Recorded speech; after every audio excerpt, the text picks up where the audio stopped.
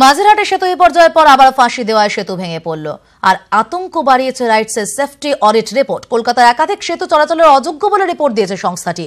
বাঘাযতীন সেতু, হাওড়ার বঙ্কিম সেতু, ঢাকুরিয়া বা চিংড়িহাটা সেতু, শিয়ালদার বিদ্যাপতি সেতু, এই সব সেতু দিয়ে যাতায়াত ঝুঁকির বলেই জানিয়েছে বিশেষজ্ঞ সংস্থাটি। আমরা বিস্তারিত জানবো। আমাদের প্রতিনিধি উজ্জ্বল রায় রয়েছেন বিদ্যাপতি সেতু থেকে এবং ঢাকুরিয়া সেতু থেকে রয়েছেন আমাদের প্রতিনিধি বিশ্বজিৎ সাহা।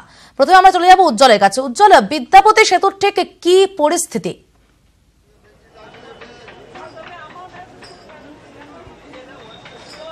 দেখো, বিদ্যাপতি সেতু বেশ কিছুদিন আগেই তৈরি, কিন্তু যেটা এখানে যারা থাকেন, অর্থাৎ এখানে যারা প্রতিনিয়ত কাজকর্ম করেন, তাদের বক্তব্য যে সেতুর অবস্থা ভালো নয়। তার কারণ উপর থেকে যখন কোনো গাড়ি যায় তখন কিন্তু সেতুটি নড়ে এবং বিভিন্ন জায়গাতে আমরা ফাটল দেখতে পেয়েছি। অত্যন্ত জায়গায় জায়গায় যে বেশ কিছু জায়গাতে গাছ উঠে গিয়েছে এবং বোঝাই যাচ্ছে যে ব্রিজের বিভিন্ন জায়গায় জল পড়ছে, ফলে এই জায়গাগুলো কিন্তু দুর্বল হয়ে পড়েছে। এই সেতুর এরকম দুর্বলতার কারণই হচ্ছে গিয়ে এই গাছ হয়ে যাওয়া এবং বিভিন্ন জায়গায় ফাটল। এবং তোমাকে আমি আরও একটা জিনিস দেখাই যে এই যে সেতুর মধ্যে আরও দু একটা যে জিনিস রয়েছে সমস্যার কারণ, তোমাকে ছবিটা দেখানোর চেষ্টা করব। যে এখানটায় যে যে গজালগুলো পোতা রয়েছে, এখানে অনেক পেরেক পোতা রয়েছে, সেগুলোও কিন্তু হচ্ছে গিয়ে সেতুর অনেকটা ক্ষতি করে বলে বিশেষজ্ঞরা মনে করছেন। এবং আমরা প্রতি সময় দেখতে পাচ্ছি যে এই ব্রিজের বিভিন্ন জায়গায় এই পেরেকগুলো পোতা রয়েছে, এই গজালগুলো পোতা রয়েছে এবং একই সঙ্গে বিভিন্ন জায়গাতে যে জায়গায় ফাটল রয়েছে সেই জায়গাতে এর থেকে সূত্রপাত বলে বিশেষজ্ঞরা মনে করছেন। দ্বিতীয় বিষয় যে এই সেতুর বিভিন্ন জায়গাতে আমরা দেখেছি যে গাছ হয়ে পড়েছে, ফলে যেখানে গাছ হচ্ছে সেই জায়গাতে কিন্তু বিভিন্ন সময় প্রথমে চিড় ধরছে এবং তারপর সেটা ফাটলের আকার ধারণ করছে এবং সেই জায়গাতে কিন্তু এই সেতুর বিভিন্ন জায়গায় লিক হচ্ছে, বিভিন্ন জায়গায় ফাটল ধরছে এবং সেই থেকে জল নিচে নেমে আসছে। ফলে দিন দিন দুর্বল হচ্ছে এই সেতু। সংস্কার একদম যে হয় না তা নয়, তার কারণ এখানকার লোকই বলছেন যে মাঝে মধ্যে সংস্কার অবশ্যই হয়, কিন্তু সেই সংস্কার আরও বেশি প্রয়োজন। কারণ এখানটায় যে বিদ্যাপতি সেতু, সে যে ক্ষয়রোগে আক্রান্ত হয়েছে, সেই ক্ষয়রোগ থেকে বাঁচাতে কিন্তু আরও অনেক বেশি সংস্কার প্রয়োজন। বিভিন্ন জায়গায় যে ফাটলগুলো রয়েছে সেই ফাটলগুলো মেরামতির প্রয়োজন এবং বিভিন্ন জায়গাতে যে এই সমস্যাগুলো রয়েছে সেগুলো মেরামতির প্রয়োজন বলে স্থানীয় বাসিন্দারা মনে করেন। একেবারে উজ্জ্বল। এবার দেখে নেব ঢাকুরিয়া সেতুর কি অবস্থা। বিশ্বজিৎ সাহা প্রতিনিধি রয়েছেন ঢাকুরিয়া সেতু থেকে। বিশ্বজিৎ, ঢাকুরিয়া সেতুতে ঠিক কি কি সমস্যা চোখে পড়ছে?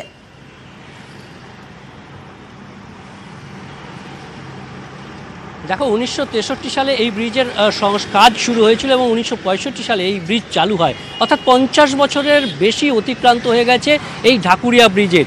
উজ্জ্বল যেরকম বলল যে শিয়ালদার বিদ্যাপতি সেতু, সেরকম ঢাকুরিয়ার এই চৈতন্য সেতু, এখানেও কিন্তু একই চিত্র যে এই ঢাকুরিয়া ব্রিজের নিচেও কিন্তু বসবাস চলছে, অর্থাৎ সাধারণ মানুষ, যারা বেশ কিছু মানুষ তারা বসবাস করছে এবং গাছ কোথাও কোথাও গাছ গজিয়ে গেছে।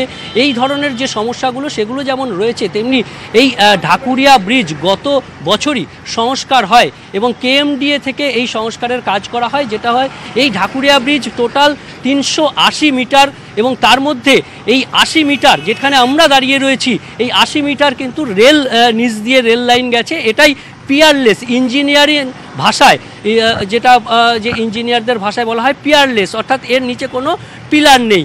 বাকি যে 150 গোলপার্কের দিকে এবং 150 ঢাকুরিয়ার দিকে 150 মিটার করে সেখানে কিন্তু মাটি থেকে কনস্ট্রাকশন রয়েছে এবং সেখানেও ইঁদুর গর্ত করে সেখানে ক্ষতিগ্রস্ত করেছিল। সেখানেও গত বছর অর্থাৎ 2017 সালের শেষ দিকে রিপেয়ার করে কেএমডিএ। এখন তোমায় একটা নতুন জিনিস দেখাবো যে ঢাকুরিয়া ব্রিজ আতঙ্কের আবার তৈরি হচ্ছে পরিস্থিতি।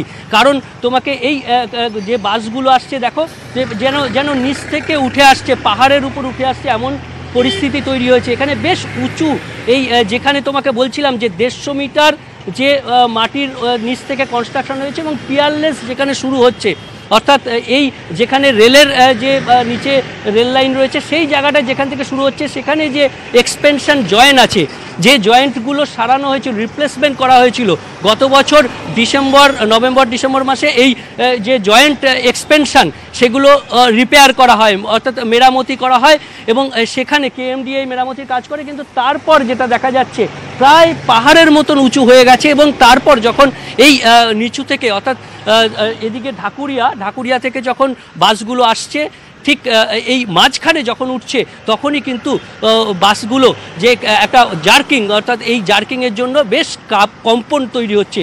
এবং আমরা এখন দাঁড়িয়ে রয়েছি, তুমি বুঝতেই পারছো মাঝে মাঝে যখনই ভারী গাড়ি আসছে, বিশেষ করে বাস যখন আসছে, তখন কিন্তু এই ব্রিজের যে কম্পন সেটা তুমি ক্যামেরাতেও অনুভব করতে পারছো, যে ছবিও কিছুটা দুলে উঠছে, কিছুটা কাঁপুনি ধরছে আমাদের এই যে ছবি, যে ডিরেক্ট টেলিকাস্ট হচ্ছে সেখানেও। তোমাকে দেখাবো যে শুধু ঢাকুরিয়ার দিক নয়, আমরা যদি একটু ঘুরে দেখাই যে এই গোলপার্কের দিকেও যদি আমরা আসি, তাহলেও দেখব এখানেও ঠিক যেখানে 80 মিটার দূরত্বের যেখানে যে এই এক্সপেনশন জয়েন্টটা যেখানে শেষ হচ্ছে, সেখানেও আবার একই রকমভাবে বেশ উঁচু থেকে নিচুতে নেমে যাচ্ছে। আচমকা এই উঁচু থেকে নিচুতে নেমে যাওয়া এবং নিচু থেকে উঁচুতে উঠে আসা, এই দুইয়ের জন্য ঢাকুরিয়া ব্রিজের মাঝখানে যে অংশটা পিয়ারলেস, ইঞ্জিনিয়ারিং ভাষায় পিয়ারলেস, অর্থাৎ স্তম্ভবিহীন যে অংশটা, যার নিচে দিয়ে রেলের অংশ গেছে, রেল লাইন গেছে, সেই অংশটাতে বেশ কাঁপুনি, বেশ ঝাঁকুনি তৈরি হচ্ছে, যার থেকে একটা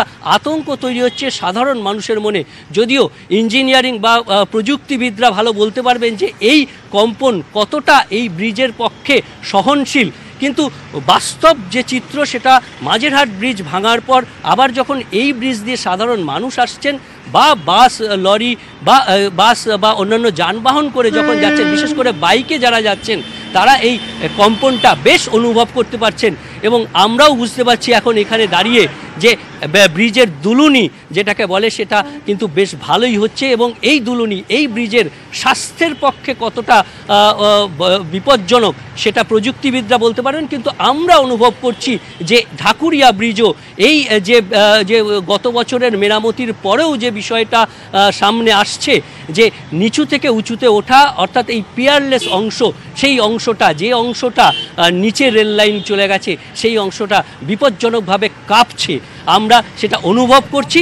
প্রযুক্তিবিদরা সেই রিপোর্ট দিতে পারবেন, তার স্বাস্থ্য পরীক্ষা করে রিপোর্ট দিতে পারবেন। যদিও এই ব্রিজ মেরামতি, গত বছরে মেরামতির পর 2.5 মাস পর তার স্বাস্থ্য পরীক্ষা করার কথা, সেই স্বাস্থ্য পরীক্ষায় কি রিপোর্ট হচ্ছে সেটাই এখন দেখার। একেবারে বিশ্বজিৎ, ঢাকুরিয়া এবং বিদ্যাপতি সেতুর ছবি আমরা দেখলাম, এবং রাইটস কিন্তু ইতিমধ্যেই জানিয়ে দিয়েছে ঝুঁকির যাতায়াত চলছে এই সেতুগুলির ওপর দিয়ে। দেখতে পাচ্ছেন মাঝেরহাট ব্রিজ এবং ফাঁসি দেওয়া ব্রিজ ভেঙে পড়ার ছবি, এবং বিদ্যাপতি সেতু শিয়ালদার এবং ঢাকুরিয়া সেতু ঠিক কতটা জীর্ণ অবস্থায় রয়েছে।